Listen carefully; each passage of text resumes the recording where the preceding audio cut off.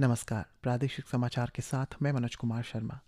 नई दिल्ली स्थित राष्ट्रपति भवन में आज नीति आयोग की 11वीं गवर्निंग काउंसिल बैठक की अध्यक्षता करते हुए प्रधानमंत्री नरेंद्र मोदी ने कहा है कि जैसे जैसे भारत विकसित भारत के लक्ष्य की ओर आगे बढ़ रहा है, केंद्र और राज्यों की सामूहिक जिम्मेदारी भी और बढ़ती जा रही है।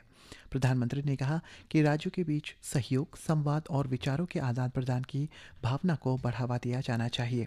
उन्होंने कहा है कि नीति आयोग सहयोग के एक महत्वपूर्ण मंच के रूप में कार्य कर सकता है, जहां राज्य अपने विचार साझा कर सकते हैं और विकसित भारत के विजन को साकार करने में मिलकर काम कर सकते हैं। राज्यसभा के लिए ताय तगांग निर्विरोध निर्वाचित किए गए हैं। मुख्यमंत्री पेमा खांडू ने सोशल मीडिया पोस्ट के माध्यम से उन्हें बधाई देते हुए कहा है कि वर्षों से राज्य की समर्पित सेवा करने के बाद अब वे राष्ट्र स्तर पर राज्य के लोगों की आशाओं, चिंताओं और आकांक्षाओं का प्रतिनिधित्व करने की जिम्मेदारी निभाएंगे। अरुणाचल प्रदेश के व्यापार एवं वाणिज्य विभाग ने आज भारत सरकार के वाणिज्य एवं उद्योग मंत्रालय के अधीन स्वायत्त संस्थान Indian institute of foreign trade Kolkata के साथ ईटानगर में एक निर्यात सुविधा प्रकोष्ठ यानी एक्सपोर्ट फैसिलिटेशन सेल स्थापित करने की समझौता ज्ञापन पर हस्ताक्षर किए। इस निर्यात सुविधा केंद्र की स्थापना राज्य सरकार के व्यापार को बढ़ावा देने, व्यवसाय सुगमता में सुधार लाने तथा निर्यात प्रतिस्पर्धा और बाजार एकीकरण को मजबूत कर आत्मनिर्भर भारत के विजन को समर्थन देने के प्रयासों में एक महत्वपूर्ण उपलब्धि मानी जा रही है। प्रधानमंत्री नरेंद्र मोदी के नेतृत्व वाली एनडीए सरकार के 12 वर्ष पूरे होने के अवसर पर आज राज्य भाजपा कार्यालय में लोकसभा सांसद तापिर गाव और राज्य के गृह मंत्री मामा नातुंग ने मीडिया संवाद कार्यक्रम को संबोधित किया। उन्होंने इस अवधि के दौरान हासिल की गई प्रमुख उपलब्धियों, परिवर्तनकारी पहलों तथा विभिन्न विकास एवं जनकल्याणकारी योजनाओं पर प्रकाश डालते हुए एक दशक से अधिक समय की सेवा और सुशासन को रेखांकित किया। उद्यमिता को बढ़ावा देने एवं स्थानीय व्यवसायियों को सशक्त बनाने के उद्देश्य से नामसाई जिला प्रशासन ने भारत सरकार के वाणिज्य एवं उद्योग मंत्रालय से स्टार्टअप इंडिया कार्यक्रम तथा Arunachal Pradesh innovation and investment park के सहयोग से आज नामसाई में तेजस कार्यशाला का आयोजन किया।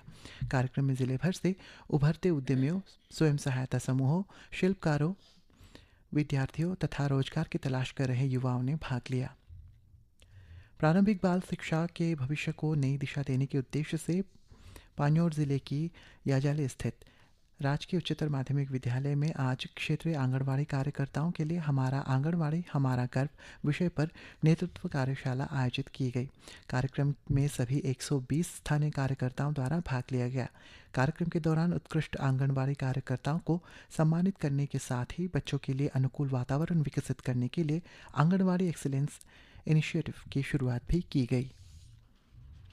तवांग स्थित गवर्नमेंट टाउन सेकेंडरी स्कूल में आज प्री प्राइमरी की कक्षा 2 तक के शिक्षकों के लिए 5 दिवसीय क्षमता निर्माण प्रशिक्षण कार्यक्रम शुरू हुआ।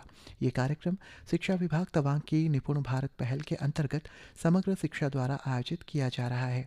उद्घाटन सत्र में तवांग उपायुक्त नामग्याल आंगमो ने हाल ही में घोषित सीबीएसई परीक्षाओं में उत्कृष्ट प्रदर्शन करने वाले जिले के उच्चतर माध्यमिक एवं माध्यमिक विद्यालयों के प्राचार्यों और प्रधानाचार्यों को सम्मानित किया।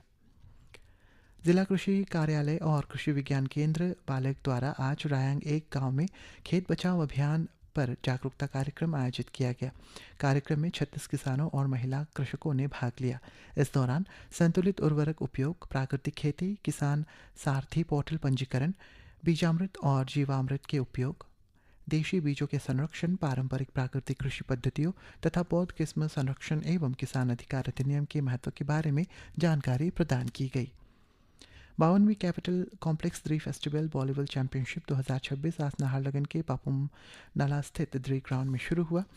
प्रतियोगिता में पुरुष और महिला वर्गों की कुल 9 टीमें भाग ले रही हैं। उद्घाटन मुकाबला गत विजेता सांबी क्लब और हूतो क्लब के बीच खेला गया, जिसमें सांबी क्लब ने हूतो क्लब को 2-1 से पराजित किया।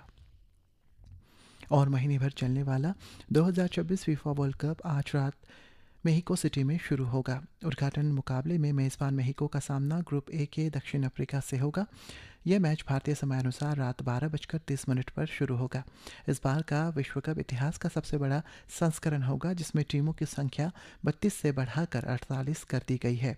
यह टूर्नामेंट आगामी 19 जुलाई तक यूनाइटेड स्टेट्स, कनाडा और मेहिको में आयोजित किया जाएगा। इसी के साथ ये समाचार बुलेटिन समाप्त हुआ। नमस्कार।